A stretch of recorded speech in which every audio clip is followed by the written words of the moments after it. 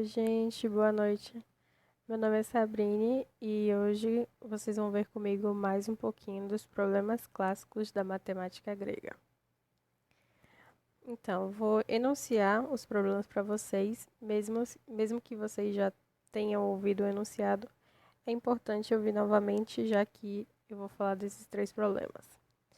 O primeiro é a duplicação do cubo, que diz que, dado um cubo de aresta A, construir a aresta de um cubo que tenha o dobro do volume do que foi dado.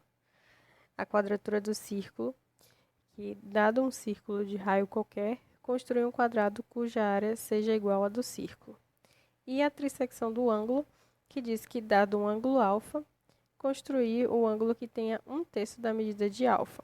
Lembrando que os problemas pedem a solução usando régua não graduada e compasso. Apenas. Vamos ver rapidinho a solução algébrica desses problemas, só para a gente comparar depois com soluções que nós vamos ver aqui. Primeiro, a duplicação do cubo. Aqui a gente tem o cubo de aresta A, cujo volume é A ao cubo, eu chamei de V1, e o cubo de aresta B, cujo volume é B ao cubo, que eu chamei de V2. Então, V2 vai ser igual a 2 vezes V1, somente se B ao cubo for igual a 2 vezes A ao cubo. Então, B é igual a raiz cúbica de 2A ao cubo, e, portanto, B é igual a vezes a raiz cúbica de 2. Então, o problema da duplicação do cubo se resume em encontrar um segmento que tenha medida raiz cúbica de 2, porque encontrar um múltiplo dele, ou seja, A vezes a raiz cúbica de 2, seria simples, já que os gregos já tinham conhecimento de como multiplicar dois segmentos. É a quadratura do círculo. Aqui nós temos o círculo de raio R, e sua área eu chamei de S1, é πr ao quadrado, e um quadrado de lado L, a sua área eu chamei de S2, que é L ao quadrado. Então, S2 vai ser igual a S1, somente se L ao quadrado for igual a πr ao quadrado. Daí, L é a raiz de πr ao quadrado, e, portanto, L é igual a R vezes raiz de π. Mais uma vez, o problema se resume em encontrar um segmento que tenha a medida raiz de π, porque encontrar um múltiplo dele seria simples. Aqui eu não apresentei nenhuma solução algébrica para a trissecção do ângulo, porque, diferente desses outros dois problemas, não existe um número ou uma abertura de ângulo que, se fosse possível construir, a gente solucionaria o problema da trissecção do ângulo de forma geral, no caso geral. Então, ele tem essa diferença desses outros dois problemas, mas não é a única. Mais para frente nós vamos ver a maior diferença entre eles, entre a trissecção do ângulo e esses outros dois problemas. Vamos ver rapidinho sobre a impossibilidade das soluções com instrumentos euclidianos, que são a régua não graduada e o compasso. Os problemas datam de aproximadamente o século V a.C. e só agora no século XIX, recentemente, é que ficou provado que não é possível solucionar esses problemas usando régua não graduada e compasso. Em 1837, Pierre Wentzel publicou uma prova da impossibilidade da trissecção de um ângulo arbitrário e da construção de raízes cúbicas. Então, já ficou provado que não podemos trissectar um ângulo arbitrário nem construir raízes cúbicas, usando régua e compasso. E em 1882, Lindemann mostrou que π é um número transcendental e, portanto, não é construtível. Claro que a prova foi publicada por eles, mas não necessariamente o mérito desse resultado foi totalmente deles, porque é necessário uma álgebra muito sofisticada para fazer esse tipo de demonstração, esse tipo de prova. E outros matemáticos participaram desses resultados e tiveram uma participação muito importante na construção dessa álgebra. Inclusive, como a professora já comentou, é necessário, para mostrar a transcendentalidade de um número, o conceito e resultados sobre extensões de corpos, que é um resultado, um conceito trazido na teoria de Galois, que é já de de uma álgebra mais avançada, vamos dizer assim. Só que, quando a gente vai pesquisar sobre por que π não é construtível, geralmente essa justificativa é dada no fato de que ele é um número transcendental. Então, eu trouxe só o conceito mesmo do que é um número algébrico e um número transcendental, só para não ficar muito solto. Mas é claro que definir matematicamente, fazer uma definição matemática, é muito mais difícil. Então, eu trouxe somente o conceito. O número complexo é chamado algébrico se é raiz de um polinômio não nulo com coeficientes racionais. Então, se a gente consegue construir, escrever, na verdade, um número como raiz de um polinômio, né, que não seja nulo e que tenha coeficientes racionais, esse número é chamado de algébrico. Se a gente não conseguir fazer isso, então esse número é chamado de transcendente, que é o que acontece com π. A gente não consegue encontrar nenhum polinômio cuja a raiz, uma das raízes dele, seja o π. Isso é a característica de um número transcendente. Vale lembrar que nem todo número algébrico é construtível. Um exemplo disso aqui nós temos a raiz cúbica de 2, que ele é raiz do polinômio x ao cubo menos 2 igual a zero. Ele é um número algébrico, é raiz de um polinômio, né? Mas ele não é construtível, né? Como o Wendel mostrou, que raízes cúbicas não são construtíveis. Uma coisa que eu fiquei me perguntando enquanto eu estava preparando essa apresentação foi por que os gregos tentavam resolver os problemas de construções usando régua e compasso. Por que eles não tentavam de outra forma? E aí eu encontrei duas possíveis soluções para isso. A primeira é que eles tinham uma perfeição ideal da reta e do círculo. Eles consideravam esses dois objetos perfeitos. E os dois eram construtíveis com régua e compasso. E a outra justificativa era a irracionalidade do número raiz de 2, que foi descoberto por Hipasso de Metaponto. Quando ele foi tentar ele calculou a diagonal de um quadrado de lado 1. E aí ele encontrou esse número, que não era um número inteiro e nem era uma razão entre números inteiros. Então, eles tiveram contato, né, os gregos tiveram contato pela primeira vez com um número irracional, que foi construído utilizando régua e compasso. Então, eles pensavam que a régua e o compasso conseguiam construir, com a régua e compasso se conseguia construir qualquer número, todos eles. Vamos ver uma solução da duplicação do cubo. Mas antes disso, vamos partir de um problema mais simples, que é a duplicação do quadrado. Aqui temos um quadrado de lado A. A gente pode juntar dois deles, formando um retângulo, que tem o dobro da área desse quadrado. E agora a gente pode fazer a quadratura desse retângulo. Então, agora nosso problema é quadrar o retângulo. Como a gente pode fazer isso? Podemos construir um triângulo retângulo, cuja hipotenusa meça 2A mais A, que é a base somado com a altura desse retângulo. E aí, traçamos a altura relativa à hipotenusa desse triângulo, que aqui eu chamei de x. Daqui, a gente tem dois triângulos semelhantes, o triângulo BDC e o triângulo ADB. Dessa semelhança de triângulos, a gente tem a seguinte relação. X sobre 2A é igual a A sobre X. E daí, x ao quadrado é igual a 2 ao quadrado. Então, a altura relativa da hipotenusa é um segmento que, se construirmos um quadrado a partir dele, esse quadrado vai ter o dobro da área do quadrado de lado A. Então, essa altura relativa à hipotenusa, que a gente conseguiu construir, ela resolve o problema da duplicação do quadrado. Temos que o quadrado de lado x tem o dobro da área do quadrado de lado A. Mas a gente tinha um quadrado inicialmente, depois a gente construiu um retângulo com o dobro da área desse quadrado, depois nós usamos semelhança de triângulos, depois nós fizemos a quadratura do retângulo E aí a gente conseguiu encontrar um quadrado que tinha o dobro da área do que foi dado. Mas será que não tinha um jeito mais simples de a gente fazer isso? Tem sim. Aqui a gente tem novamente o quadrado de lado A e a gente pode calcular a diagonal desse quadrado, que mede raiz de 2A ao quadrado.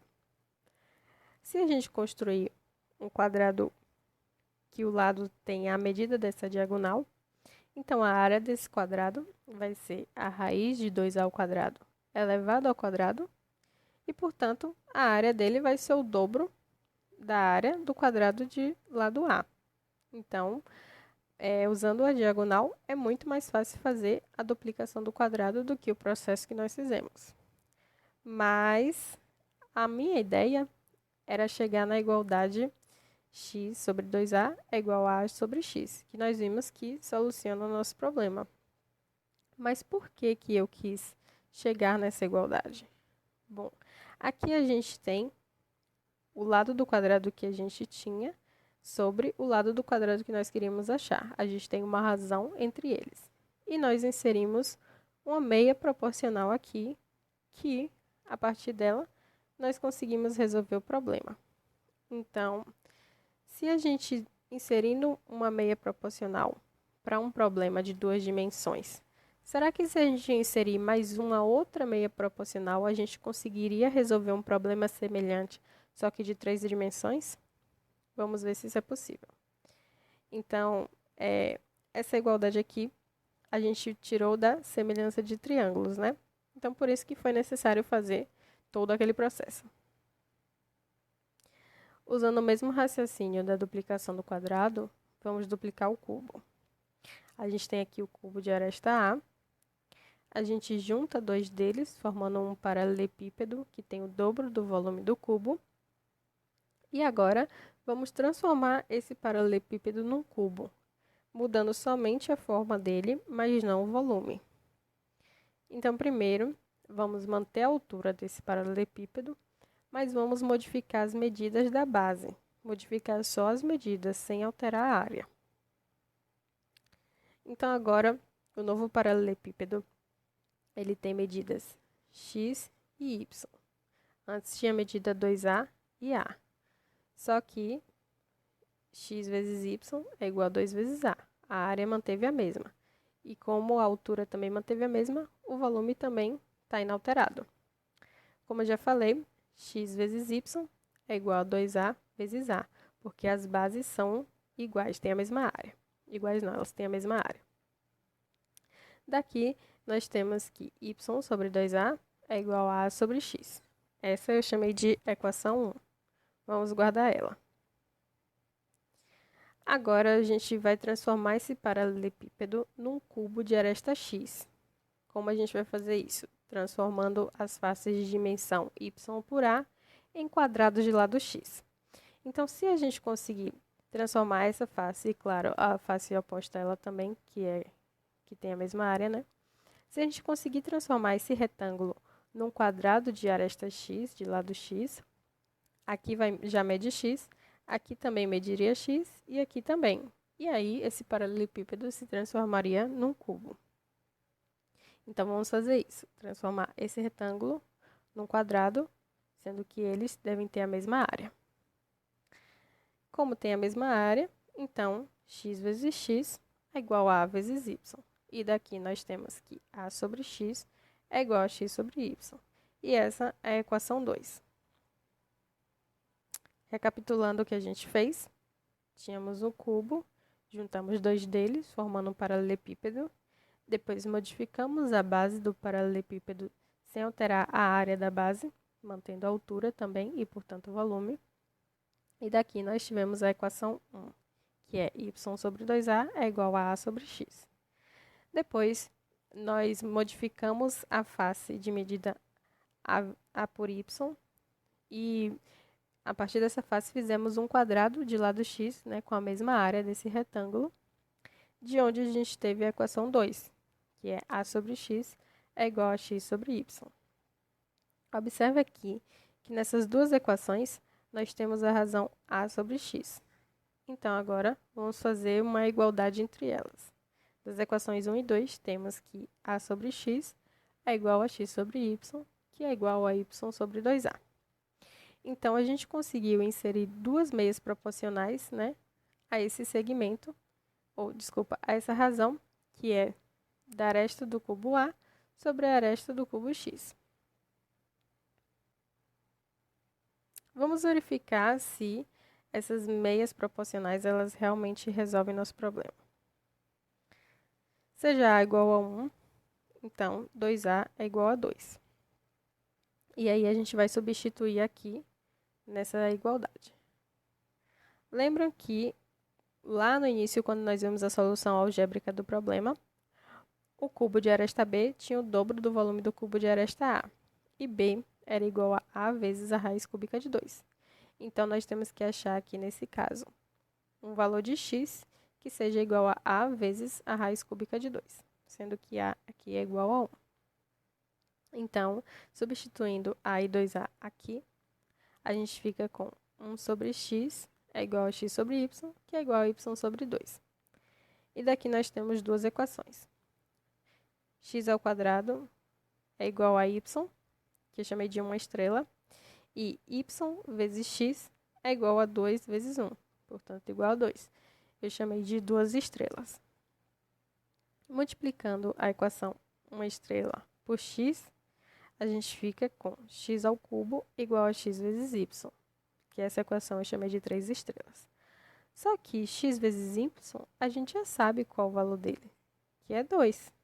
Então, substituindo duas estrelas em 3 estrelas, nós temos que x ao cubo é igual a 2 e, portanto, x é igual a raiz cúbica de 2. Então, x ele é A vezes a raiz cúbica de 2, porque A é 1. Então, nós vimos que a inserção de meias proporcionais realmente resolve o problema da duplicação do cubo. Quem teve a ideia de inserir meias proporcionais para resolver o problema foi Hipócrates. E aí, depois dele, alguns matemáticos também desenvolveram métodos para encontrar meias proporcionais e assim resolver o problema da duplicação do cubo. Foram eles Eratóstenes, Nicômedes, Menéquimo, Árquitas, Diocles e Herão. Vamos conhecer agora uma curva que foi criada por Hípias de Elis. Essa curva se chama quadratriz. Observem esse quadrado. E esse quadrado ele tem dois lados móveis, que são esse lado AD e o lado DC. Esse lado AD ele se move da seguinte forma. Ele é fixo em A, mas ele é móvel em D. É como se fosse uma porta, né? Aqui está a dobradiça. E ela se abre para dentro e D faz esse movimento aqui, até que o segmento AD seja coincidente ao segmento AB. E, ao mesmo tempo, esse segmento DC, ele desce de forma que continue sendo paralelo a AB até coincidir com AB. E esses movimentos são sincrônicos. Vamos ver.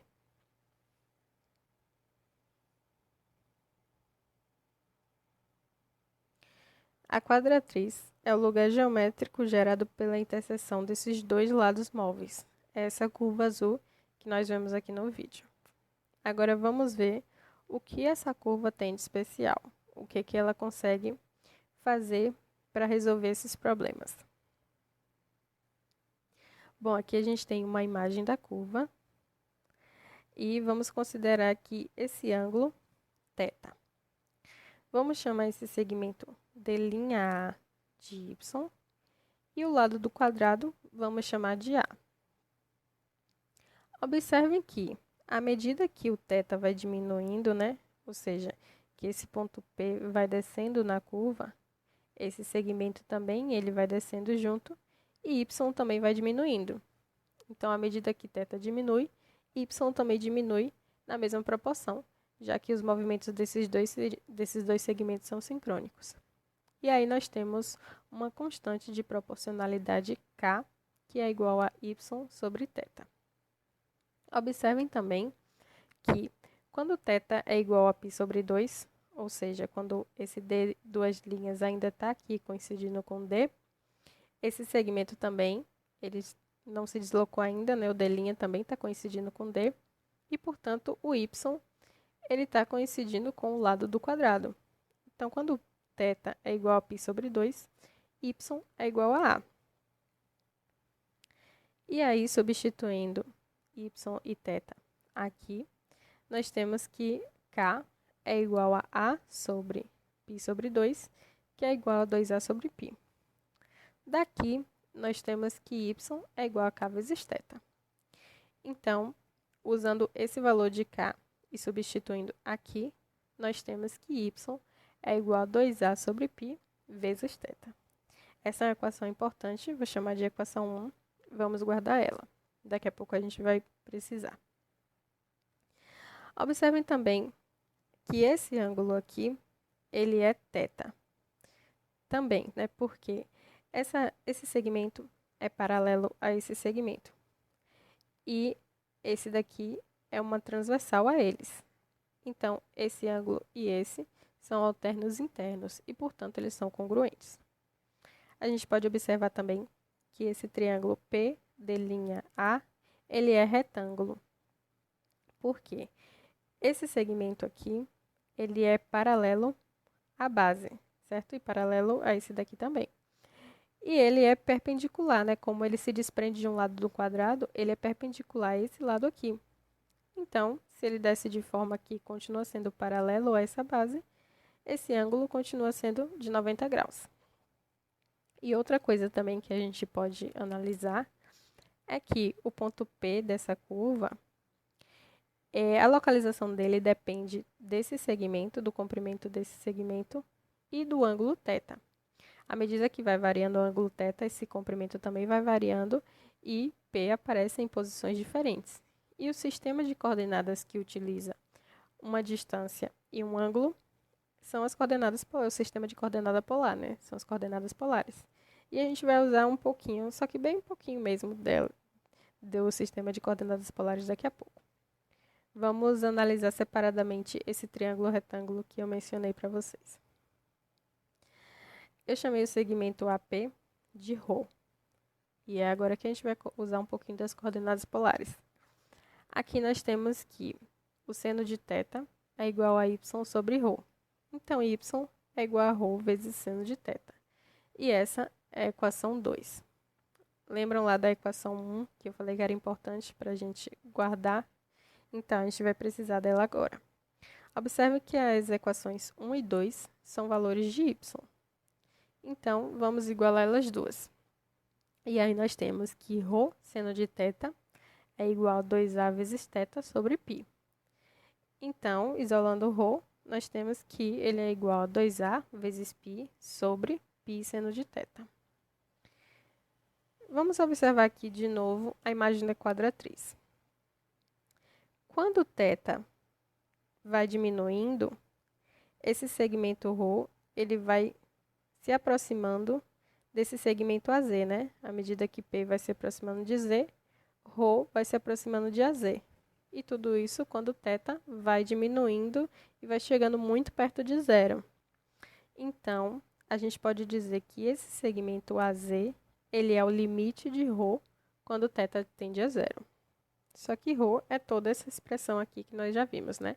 Então, o segmento AZ é o limite quando θ tende a zero de 2A vezes π sobre π vezes seno de θ. Como 2A sobre π é constante, não depende de θ, a gente pode tirar do limite. E aí nós ficamos com 2A sobre π vezes o limite de quando θ tende a zero de θ sobre seno de θ.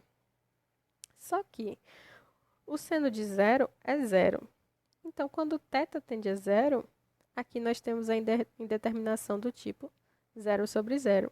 Então, nós podemos usar a regra de L'Hopital, que diz o seguinte: quando nós temos indeterminação do tipo zero sobre zero ou infinito sobre infinito, a gente deriva a função que está no numerador e a função que está no denominador em relação à variável que a gente está calculando o limite, então, em relação a θ.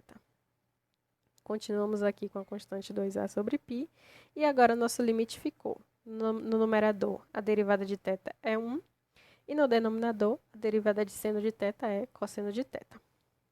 Quando o θ vai se aproximando de zero, esse cosseno de θ vai tendendo a 1, porque o cosseno de zero é 1.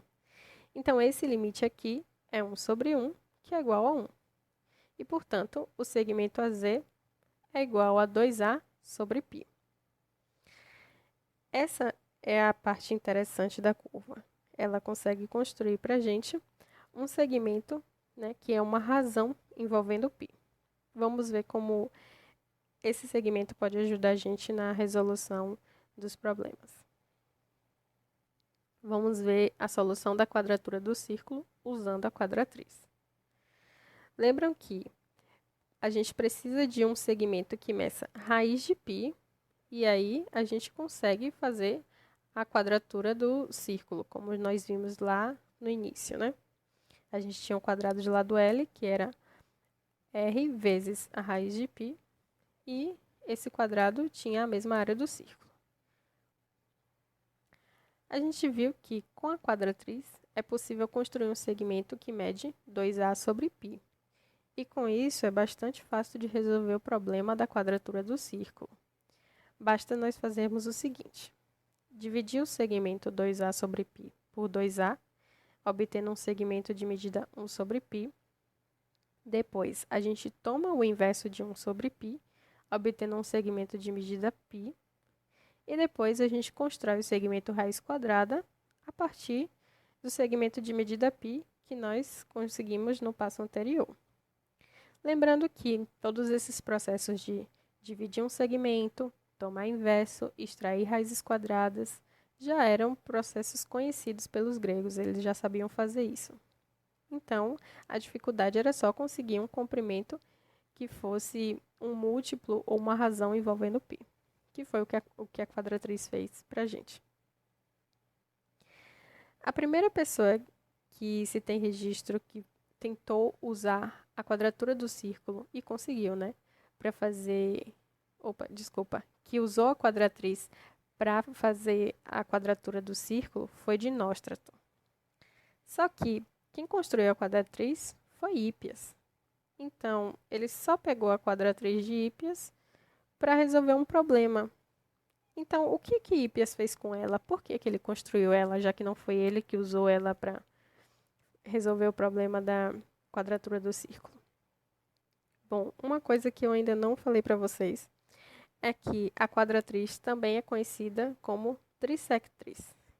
Então, Hípias criou essa curva, na verdade, numa tentativa de trissectar um ângulo. Antes da gente ver como a gente pode trissectar um ângulo utilizando a quadratriz, vamos ver o que é que o problema da trissecção do ângulo tem de diferente dos outros dois, além daquela diferença que eu falei no início para vocês. A gente já viu que um ângulo de 90 graus pode ser trissectado utilizando régua e compasso. Basta a gente construir essa reta, depois construir uma perpendicular a ela, e aí depois nós construímos um triângulo equilátero sobre essa reta, com um dos vértices na interseção dessa e da perpendicular. Como o ângulo interno do triângulo equilátero mede 60 graus, esse ângulo daqui vai medir 30. E agora a gente faz a bissecção desse ângulo de 60 graus, e aí nós temos 3 ângulos de 30 graus. Conseguimos trissectar um ângulo de 90 graus utilizando somente régua e compasso. Então, a diferença da trissecção dos ângulos do ângulo para os outros problemas é que alguns dos ângulos podem ser trissectados usando régua e compasso, diferente dos outros dois problemas, que por mais específicos que fossem um cubo ou um círculo, a gente jamais poderia fazer a duplicação do cubo ou a quadratura do círculo utilizando régua e compasso. E, em alguns casos específicos, nós conseguimos resolver a trissecção do ângulo utilizando esses instrumentos. Agora, por que a gente consegue fazer, em casos específicos, a trissecção do ângulo? Vamos observar aqui esse triângulo retângulo. Nós temos aqui esse cateto que eu chamei de A, a hipotenusa mede 1, e aqui nós temos o ângulo beta. Usando relação trigonométrica, a gente tem que o cosseno de beta é igual a A sobre 1 e, portanto, o cosseno de beta é igual a A. Vamos imaginar que a gente tinha inicialmente somente esse segmento A, que mede cosseno de beta. A gente desenha ele, né, risca o segmento A com suas extremidades. Nessa extremidade, a gente traça uma perpendicular. Depois, a gente pega o compasso com abertura de 1 unidade, coloca a ponta seca nessa outra extremidade do segmento que a gente tinha inicialmente e a gente marca um arco lá na perpendicular. Quando a gente ligar essa interseção, quando a gente fizer com a régua, né, ligar essa interseção a essa extremidade do segmento, a gente vai ter construído esse ângulo beta. Então, se a gente consegue construir o cosseno de um ângulo, a gente consegue construir um ângulo, né? Construir um ângulo é equivalente a construir o seu cosseno. E por isso que a gente consegue trissectar alguns ângulos, porque o cosseno de alguns ângulos é um número construtível. Então, se a gente pode construir um ângulo alfa sobre 3, a gente pode trissectar alfa, que é o que acontece aqui.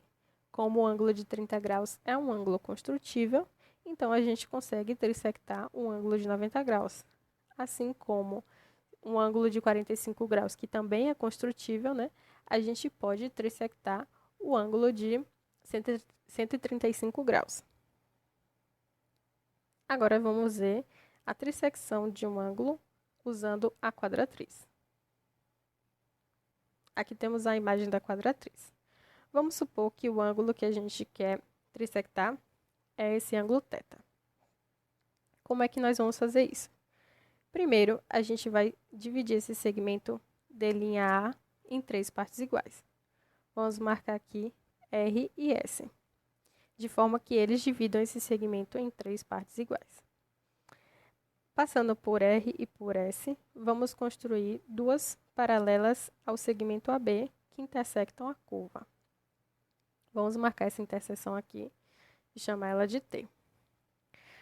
Como aqui nós dividimos esse segmento em 3 partes iguais, então o segmento de linha S representa 2/3 de linha A.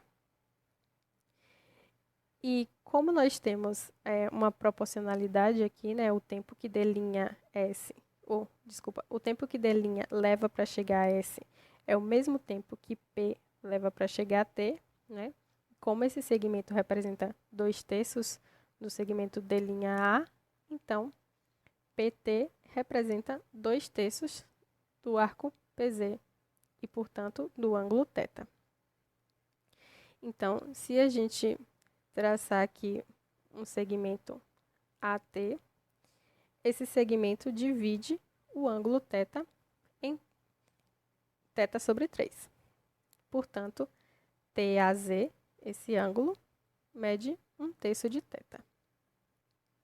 Então, se a gente quiser trissectar qualquer ângulo entre 0 e π sobre 2, a gente move P, né, de forma a escolher a abertura do ângulo, e a gente repete todo esse processo de dividir o segmento em 3 partes iguais, né, traçar as paralelas, marcar o ponto de interseção com a curva, e depois nós traçamos o segmento que divide o ângulo. E caso a gente queira trissectar um ângulo que seja maior que 90 graus, né, um ângulo obtuso, é só a gente fazer mais de um processo. Por exemplo, se a gente quiser trissectar um ângulo de 110 graus, 110 é igual a 90 mais 20. Então, a gente faz primeiro a trissecção do ângulo de 90 graus, depois a gente faz a trissecção do ângulo de 20 graus e depois a gente soma o resultado dessas duas trissecções. Então, a quadratriz resolve a trissecção de qualquer ângulo para a gente. Essas são as referências que eu utilizei para apresentar esse trabalho para vocês. Espero que vocês tenham gostado. Muito obrigada por assistir.